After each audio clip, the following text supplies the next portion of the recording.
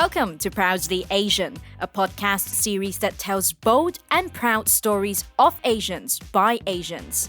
I'm Isabel Wong, a financial journalist who wants to uncover the many Asian stories around us that are waiting to be told. There's never just one way to look at Asians. This podcast will take you through a deep dive into the life stories, struggles, and triumphs of young Asians around the world.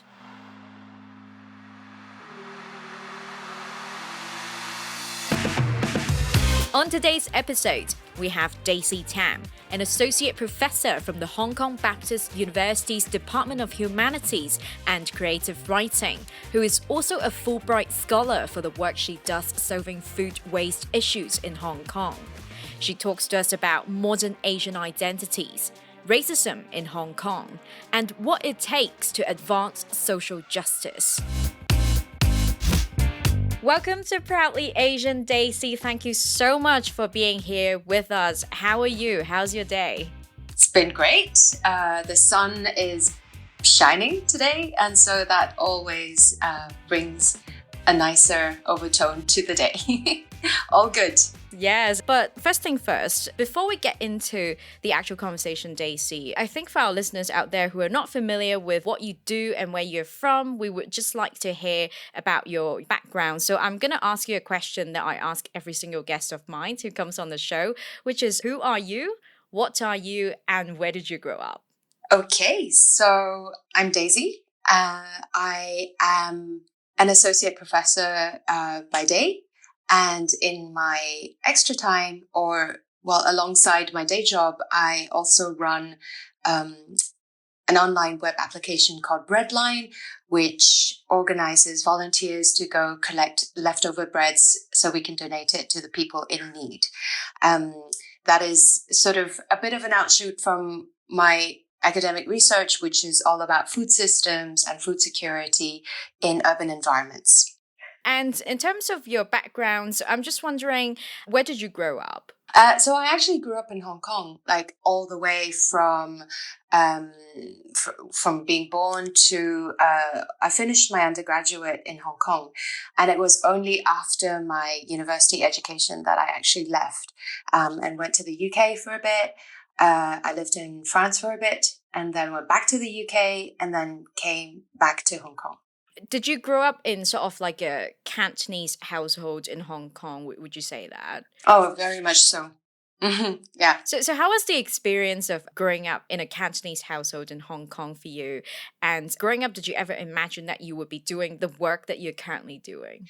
Cantonese household first. My parents both are Cantonese speakers. My dad's English is not great. My mum speaks a little bit, but by no means are they comfortable with the language. So at home, we always speak in Cantonese. Growing up, that was never an issue because, I grew up in Hong Kong and Hong Kong, we do speak, Cantonese is the language.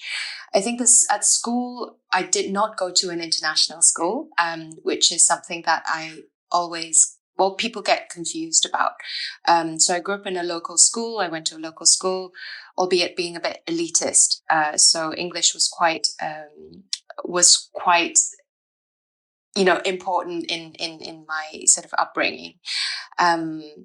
So it was all part of that kind of package, if you like, of growing up in Hong Kong in a local environment, but going to school where English was important. And also doing a lot of activities, outdoor activities where, it was a bit of a mix of languages too. I know a lot of students who grew up in Hong Kong, they used to do a lot of extracurricular activities. Did you grow up doing any of that kind of activities? Yeah, I mean, this is, I think, the Asian parenting stereotype coming in, right? So after school, it's always there's piano, there is swimming, there is a million of different activities.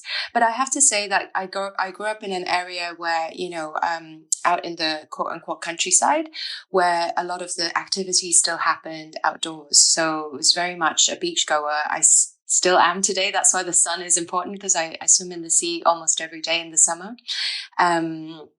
and being outdoors, I think you encounter people with similar interests, right? But it's a way of growing up that allows you to be still more of a child, to be dirty, to roll around in the sand, in the dirt, to have scraped knees, to fall and to work with your hands. I mean, these are type of activities that I loved doing when I was a kid, and I still love doing now. It's quite interesting to hear that you had that outdoorish upbringing in Hong Kong, but I'm just wondering if it's common for kids in Hong Kong, or what would be some of the experiences that you think would be quite uniquely Hong Kong? Uniquely Hong Kong, I think there is a huge amount of pressure on kids, especially these days. When I see friends with kids, it's it's getting a dossier ready before kindergarten, right? Like, so, I mean, it's just mind blowing. Is when do they actually get to be kids? When you're already running behind these certificates and all these things. I think being older and having grown up in a time when this was still important, but a little bit less. I was able to still navigate some of those and still find some of that freedom to kind of like run around. Uniquely Hong Kong, I would say it's a very competitive environment.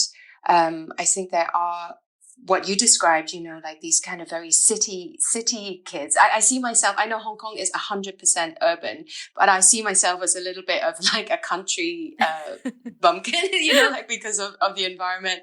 Don't know if you hear the frogs croaking, like they go a little bit crazy at this time of the night.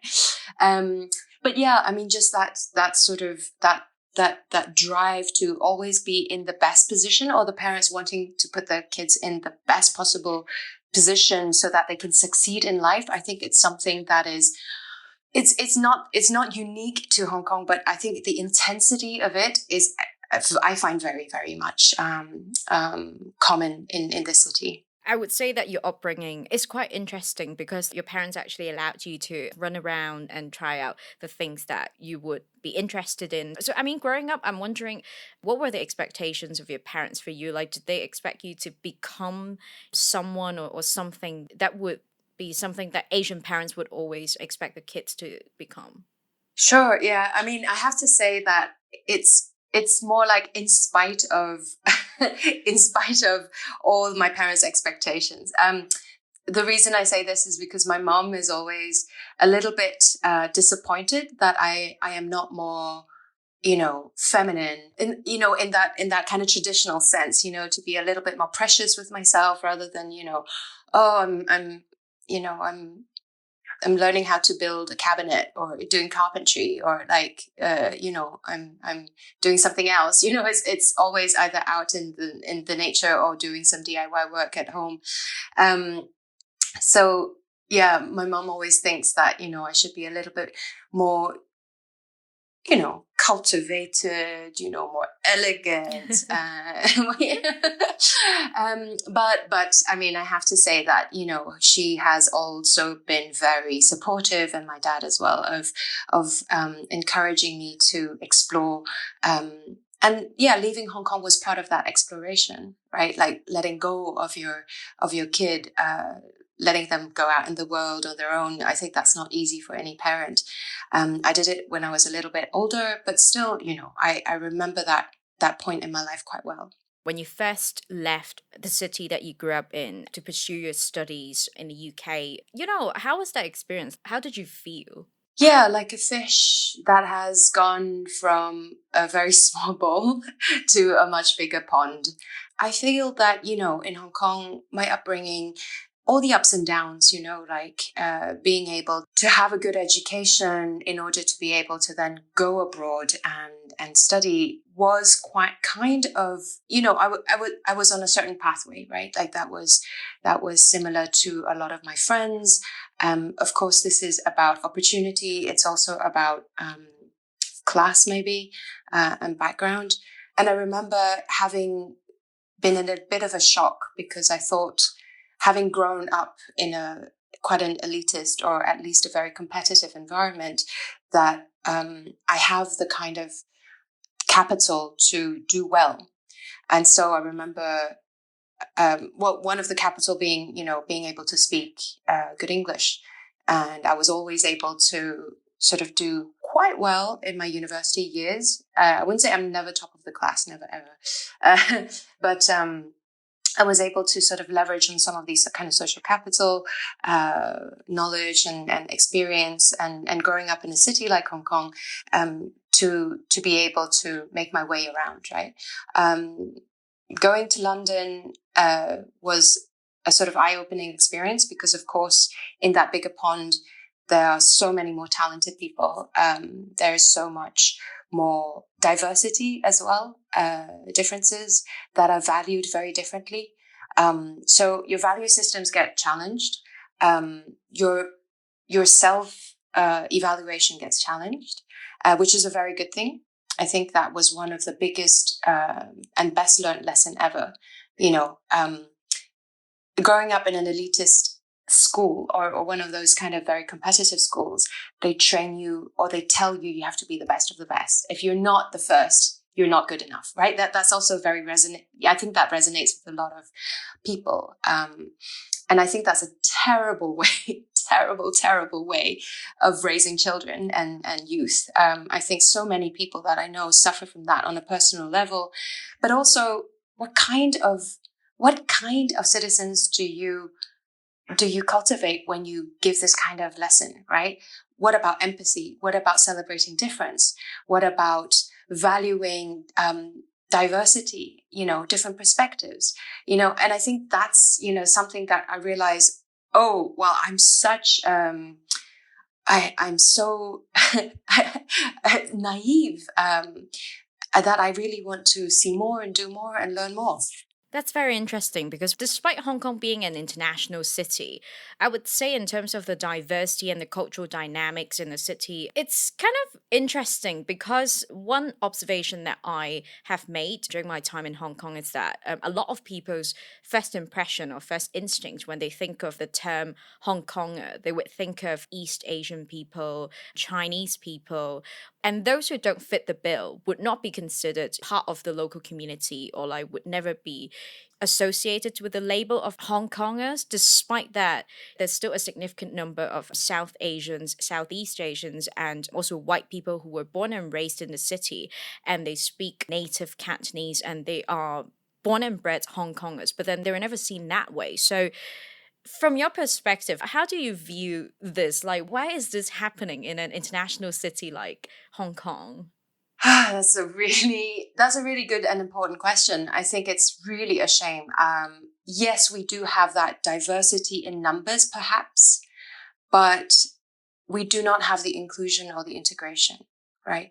When in general we talk about Hong Konger, we see a Chinese face, a Han Chinese face. I mean, like, there's diversity in Chineseness as well, but we're talking mainly Han, mainly from the southern sort of ethnic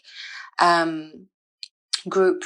And so, yeah, that is very limiting. And I think this identity that is built on a very homogenous imagination of a population is very dangerous, because your identity is built on the exclusion of the other, right? So, when we talk about identity at school, or when I try to teach this in my classes, the first thing that we always try to pay attention to is how do we delineate us versus them, right? What are the differences that you draw upon to create that divide, to create a sense of belonging, but to create walls of exclusions and boundaries and borders. I find that it's a really outdated way of thinking about identity. I'm much more about identification, like with values, like who do I identify with whom do I identify with what kind of values, with what kind of system, with what kind of vision for the society, what vision of Hong Kong do I want to have, and do I share this with? I think that's much more generative. So, yeah, despite the fact that we have a lot of different, people coming from different places, I think what is considered Hong Konger is still very limited.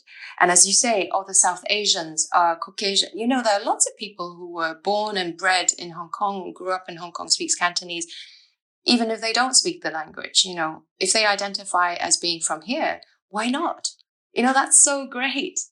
That's what I loved about London. It's a transient city for sure, but everyone feels at home there. Or I can only say, like, my experience of it was positive in that way, that regardless of where you're from, what your background, what your social class is. Of course, there are like bubbles and there are tensions between these, but it's much more like diverse in that way. You did mention a little bit about how we could define one's identity, but I'm just wondering in general if you have any advice for those. In Hong Kong, there are also a lot of like third culture kids, and for the better part of their childhood or their early years, they would feel very confused about who they are and where they belong. So I'm just wondering if you have any advice or any like insights to share in terms of how they could see themselves. I think, this idea of identity that has to be tied either to blood, like, your sort of genetics, or your identity that is tied to the place you were born. I think that's quite outdated. I think especially these third culture kids, that's great. Like, they might not be ethnically Chinese, right? But they were born in Hong Kong and they might or might not learn the language. I think it's important to speak different languages because I think those are gateways to understanding of different cultures, and it opens so many doors. So I think that's important. But for third culture kids, I would just say, well, why don't you identify with, your interests, right? I love swimming. I identify very much with the old people that go swimming every single day, every single morning. Like, I think I'm part of them. I feel a sense of belonging with that group. And I also identify with people who share my values, right? More diverse, more inclusive society. So I think that's the other thing to that question of diversity. And in Hong Kong, I think we're very diverse, but the integration is not great. We never learnt how to see them as one, or to see these kind of different facets of Hong Kong society. We're still painting that one picture. And that brings me to do a deep dive on the topic of representation of minority group in Hong Kong, because definitely one of the causes of what you mentioned there, like lack of integration, despite Hong Kong being a diverse city, is that there's kind of like a lack of understanding in terms of the different cultures that coexist in the society. And I know that one of your research areas also involves migrant workers in Hong Kong. So I'm just wondering, what were some of the key findings in your studies? With ethnic minorities, the way we approach it in cultural studies is very much from a representation perspective, right? So we talk about how this particular group of people are represented in media, in popular culture, in music, in public imagination.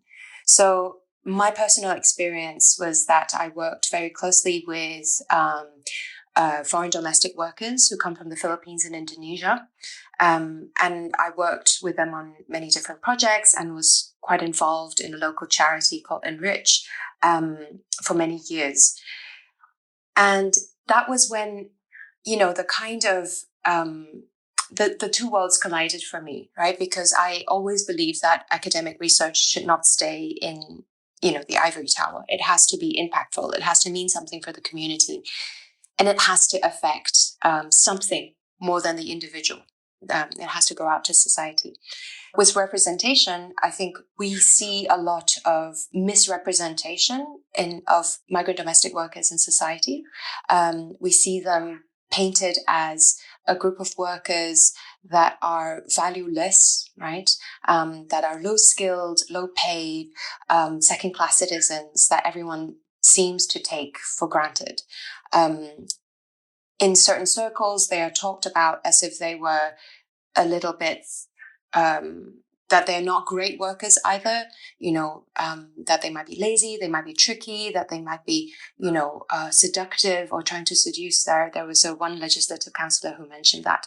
Anyway, the representation of and the demonization of this group of workers meant that we had a lot of biases and prejudices to work against as a charity, right? So how do you begin to cultivate a sense of empathy?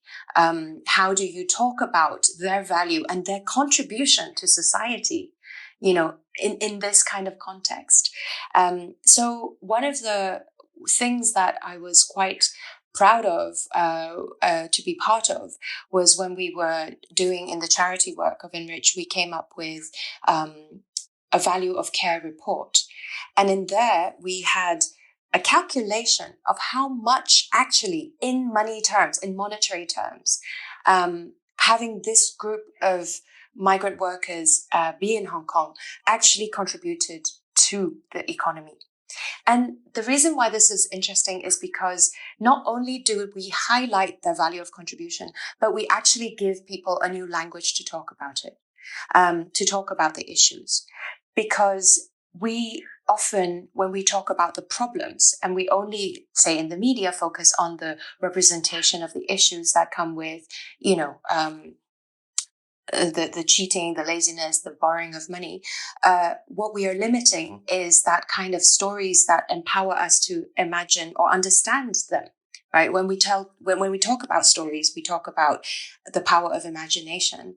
And so if you have more diverse representation and more diverse stories and perspectives, and looking at how this group of workers not just contribute to society, but how skilled they are, and how much talent there is in this huge, of course, population. We have a lot of numbers of them in here. Then you diversify that representation. And so in a way, what I'm saying is that I think from academic to working with charities, these ideas of being careful of how we talk about differences is important, and not just being aware of them. We also need to change and introduce new ways of discussing these issues. And of course, bringing into context the wider issue of having a group of workers that are just treated in the most extraordinary way, right? So they're outside of all possible, any other worker. They're exempted from the minimum wage, right? So they're paid an allowable minimum wage. They're forced to live with their employers 24/7.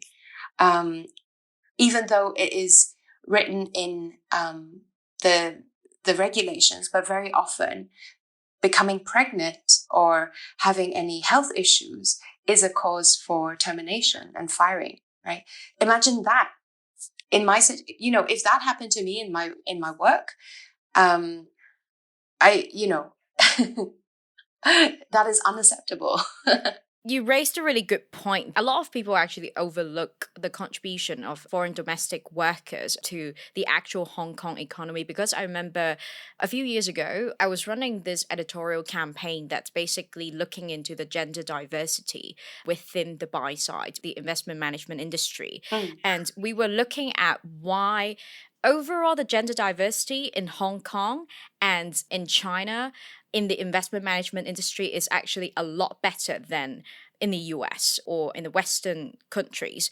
And during my interviews with these female leaders within the buy side, they all sort of casually, informally cited that having a foreign domestic worker was one of the secrets that they were able to continue on with this demanding job within the investment management. And I think a lot of people actually overlook that, because, I would not like to say, oh, it's solely because of them, but for a lot of these women, it's such a lifesaver that they were able to have children and continue on with their full-time jobs because they have the support and the help of these foreign domestic workers. And a lot of people don't really mention that in Hong Kong, Mm. they always see them in a very negative lens, which reminds me that a while ago, there was this portrayal of a Filipino domestic worker in a primetime TV show in Hong Kong, which sparked quite a debate within the city because basically there was this Chinese Canadian actress in Hong Kong who was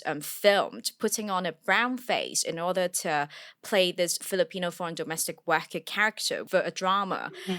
And I think from my point of view, it was rather interesting to see there actually being a debate going on about whether or not this is okay.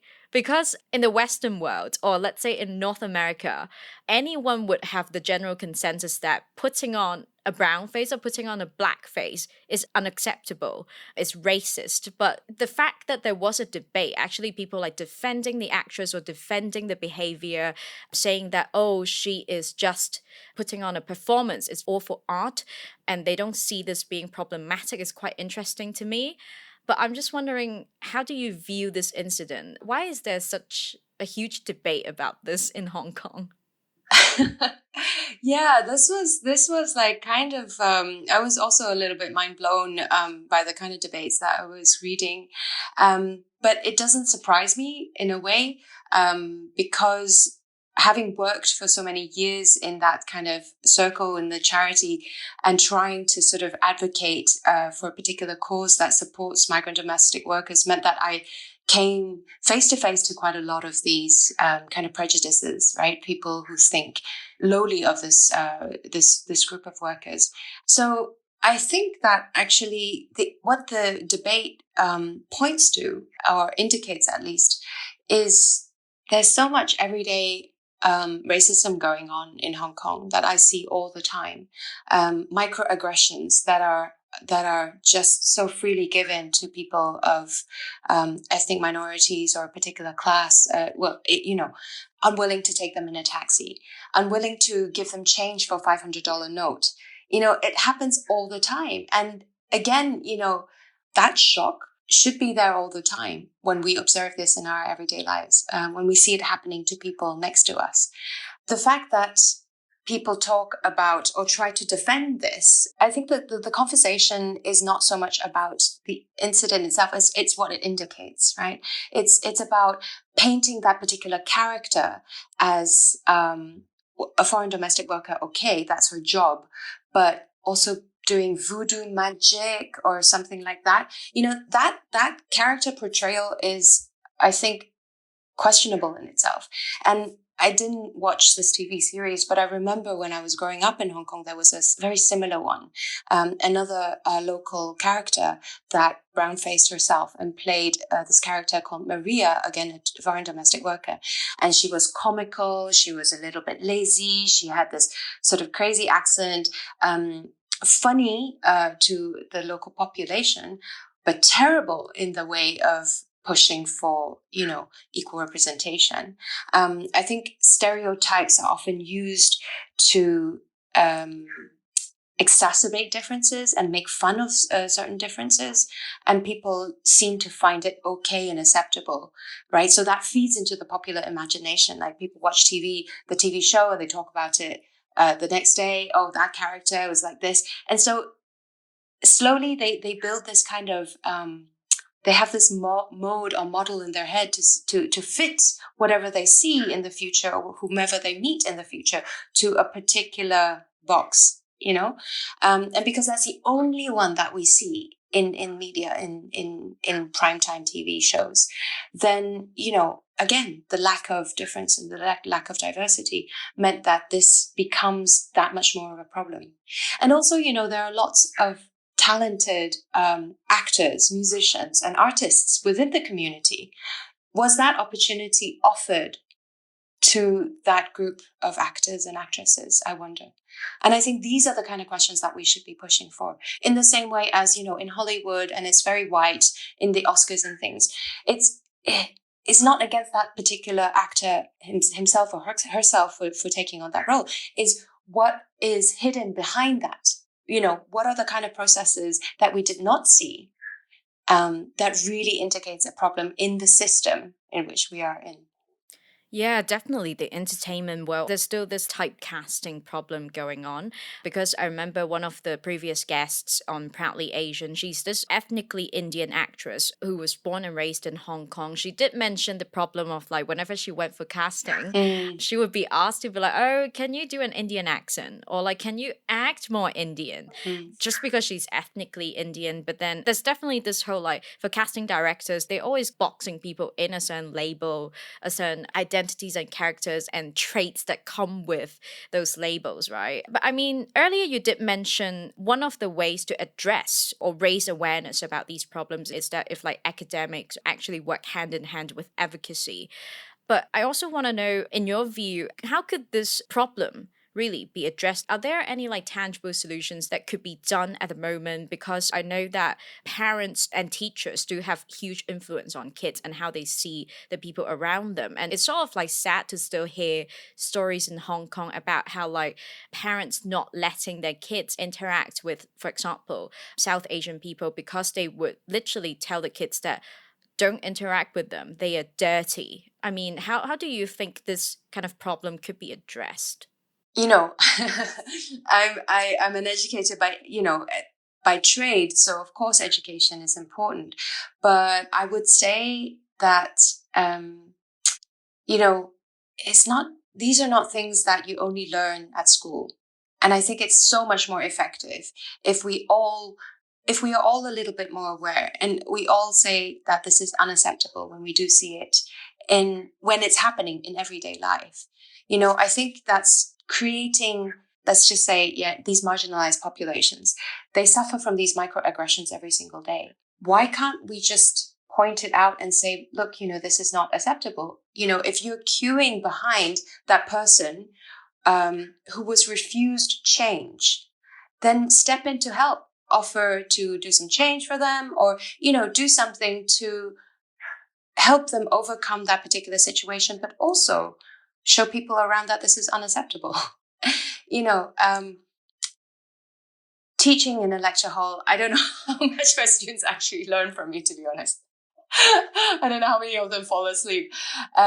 Yes, of course, we can theorize about this, and it's important to have this intellectual sort of engagement with the problem, because it's not just it's not just on a superficial level. I think it's systemic, and there are ways of thinking about power relationships which go into the building of these stereotypes, right?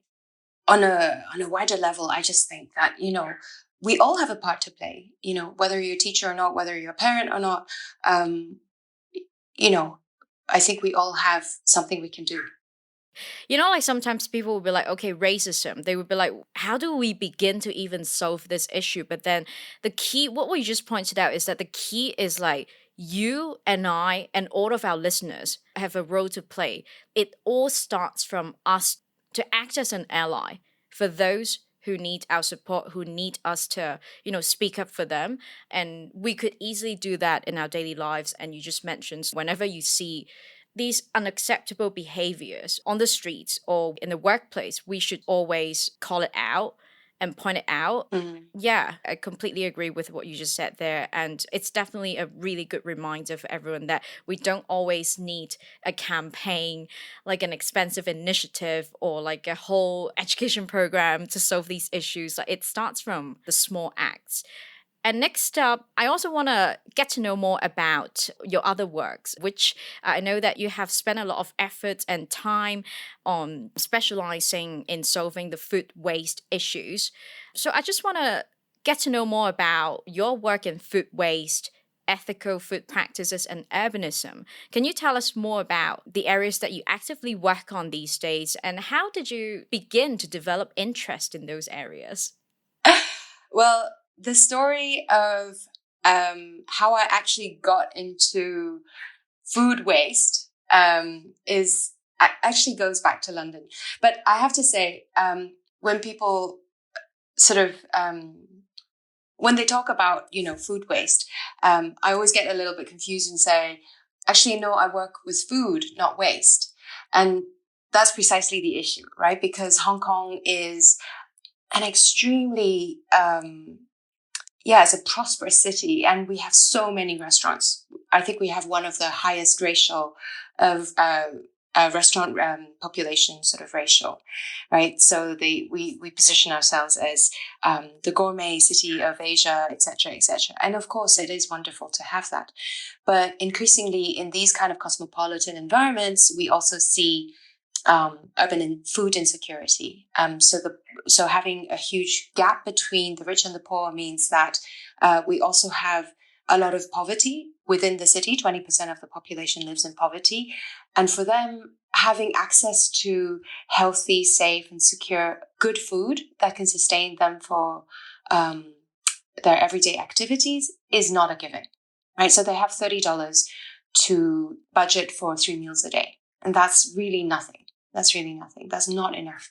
So these kind of situations, between what we were talking about earlier and also about access to food and all of these, I see this all under the same umbrella of social justice. And it all falls under my vision of what I understand, or at least what I want to put my time and energy towards building that vision of a society, right? So with how I got into it, the story started in London, where I was a student, quite a poor student, right? Like doing my postgraduate studies, my PhD, and writing about food, because why not? If you have to write about something for a significant part of your life on your own, you might as well find something that you love. So food was my chosen topic, and I was at that point very much, or at that time in London, people were starting to talk about ethical food practices, organic, fair trade, support local against the big supermarkets. And I thought that was a really interesting sort of shift in the way we consume. And because food touches every single person, right? Like whomever you talk to, wherever they come from, they have something to say about food. So I find that to be a fascinating topic, and one of the rare ones that really touches absolutely every single person on this planet. So I was writing, I was doing research, I was going to classes, and then my supervisor was like, you can't just talk about this, right? You know that. You have to go and learn about it. You have to go into the field. But so despite the fact that I'm not in anthropology, my supervisor was still pushing me to go out and talk to people and meet people.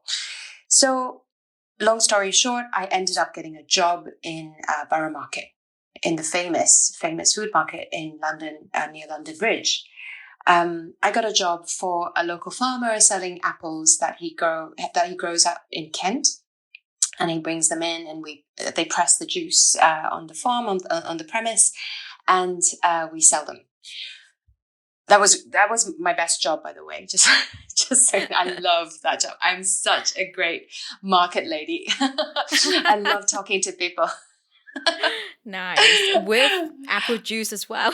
Yeah. Honestly, it was great. And what was also really great is that, being a poor student in London meant that food is quite expensive. It's quite difficult to eat well when you're on a budget. But one of the perks of working in the market is that you get to meet lots of people and you make lots of friends. And at the end of the day, there's a lot of leftovers. Still good to eat, but no longer viable. So they can't really repackage it and sell it the next day. So what we do is we collect them, we exchange them amongst ourselves, a little bit of a barter system or exchange system. And we would also give it away. We would, pack it always nicely, and then we would exchange at the end of the day. And that basically fed me throughout my studies. Right? That was my source of good food. And of course, I learned a lot about the food itself too. But that was really a highlight, the end of the market day, the kind of great economies of exchange, a little bit on the sly, not completely illegal, but, just kind of in the gray zone. Anyway, so it was wonderful because that was a moment where, not just I got the food that I enjoy eating, but also I learned about the part of the food system, right? So what happens to all the surpluses? Not just in the market, but to the level of the city. So when I returned to Hong Kong, this really stayed with me, because as part of the respect that we have for the producers of the food, that was more in the market. Here in Hong Kong, we have the industrial, most of the food that we eat are like on an industrial proportion. So a lot of natural resources go into the making of it, the produce. And when we're throwing 3,600 tons of it a day into landfill, whilst 20% of the population live in poverty and not have enough to eat, I'm kind of thinking, something's not quite right. This is not right. Something can be done. So I got into food rescue, which is the repurposing of these surpluses for those who are in need. And that's how it started. In the Hong Kong context, this is very hard to be done because I feel like it doesn't come naturally for people to like share their food waste. There isn't like an established system. So I'm just wondering, of course, like you won a Fulbright Scholarship for your work in 2018 for building an app called Breadline. And you're also very active in terms of like raising awareness on food waste through Hong Kong Food Works. So what's next for you? What needs to be done in order to facilitate an effective and self-sufficient system of food sharing in Hong Kong? Yeah, so that web application Breadline is still running. We built it when I was at MIT for that particular project and that particular scholarship or fellowship. So we built this web application where we make it easier for volunteers to go pick up their bread. So there is a map, it's updated in real time, they see where the leftovers are, they go collect, they drop it off, and then we deliver it to community organizations who serve the more vulnerable population. I think that raising awareness is one thing. Making it easy for people to actually act and do their part, I think that's the challenge, right? Because again, it is asking people to shift their way of understanding,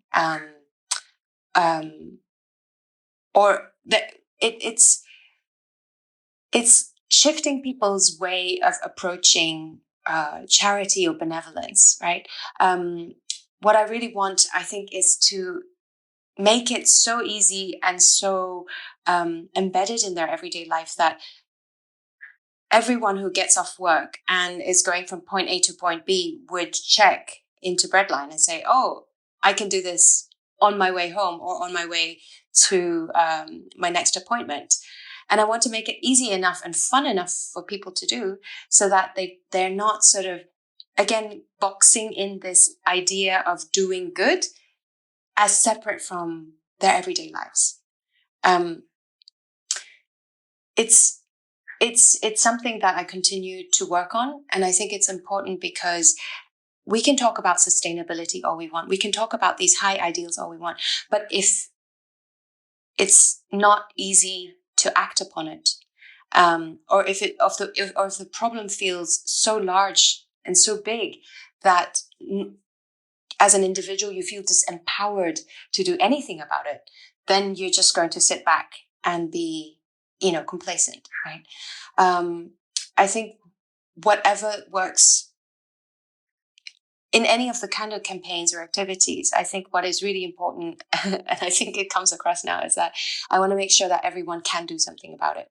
And how can we make that possible? How do we make it feasible? How do we make it fun? That's a challenge that I'm working on. Next up, it's time for us to move on to the next segment, which is called Rapid Bias. In this segment, I'll be asking my guests biased questions they've got asked at some point in life, and also some common biased questions Asians get asked a lot. So, Daisy, are you ready for all the questions? Let's go! First question. Where are you really from? The cosmos. What does that even mean? Exactly. Where I'm born, where I'm at. I really don't understand that question. Really from. Next up, you don't have an accent when you speak English.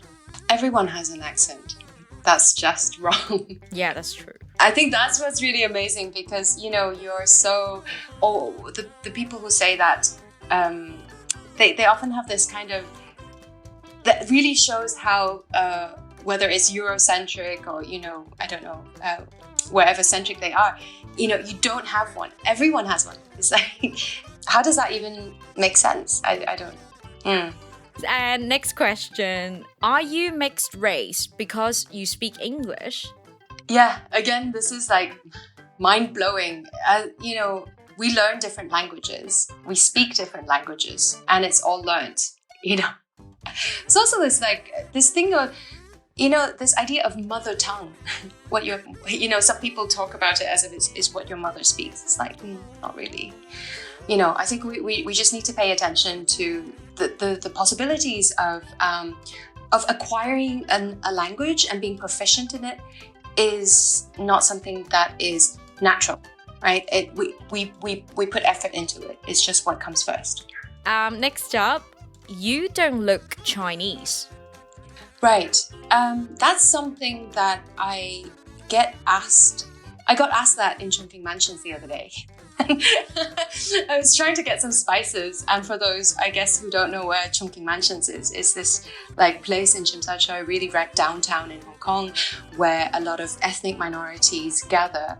It's a place of trade. It's a place of of trade for African businessmen, for fabric, for mobile phones, for a lot of things. But fascinating place. And I was there to get some spices, and the shopkeeper just insisted, it's like, you don't look Chinese. And I really didn't know how to answer him. I was like, but I am.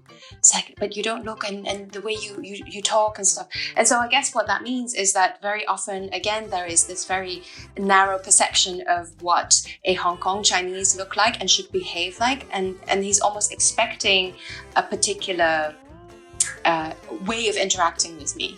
I think that's more what he's really trying to say.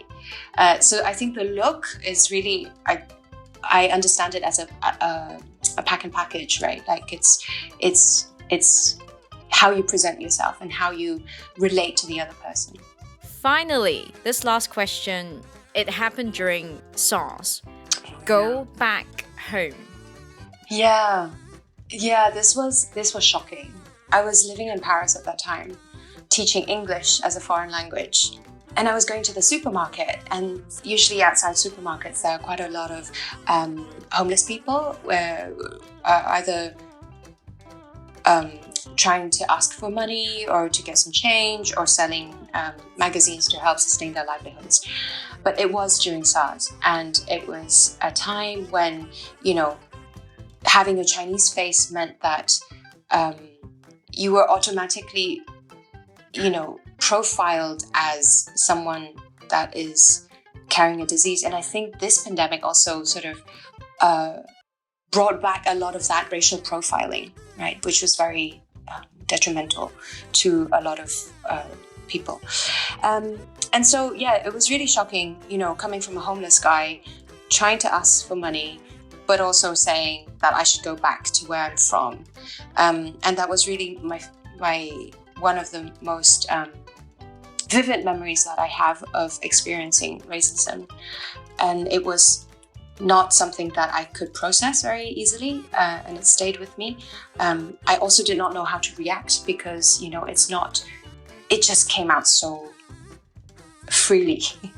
It was just dished out so freely. And no one stepped in, right? Also. It's sad to still hear these kind of comments and questions coming our way, but thank you so much for addressing these questions for our listeners, Daisy. Thanks, Isabel. It was, yeah.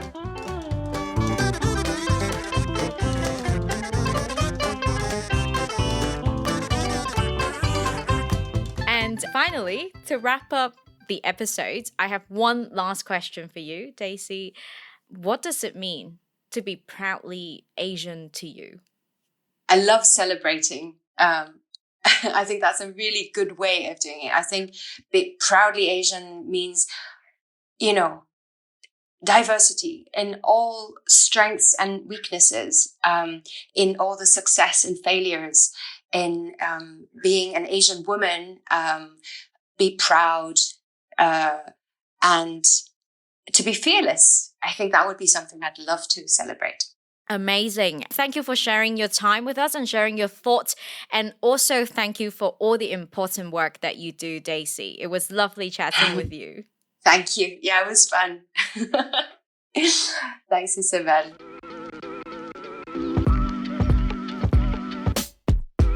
That's it for this episode of Proudly Asian.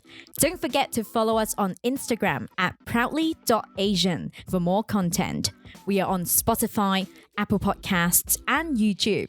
Leave us a 5-star review on wherever you get your podcasts. Thanks for tuning in and signing off for now. I'm Isabel Wong.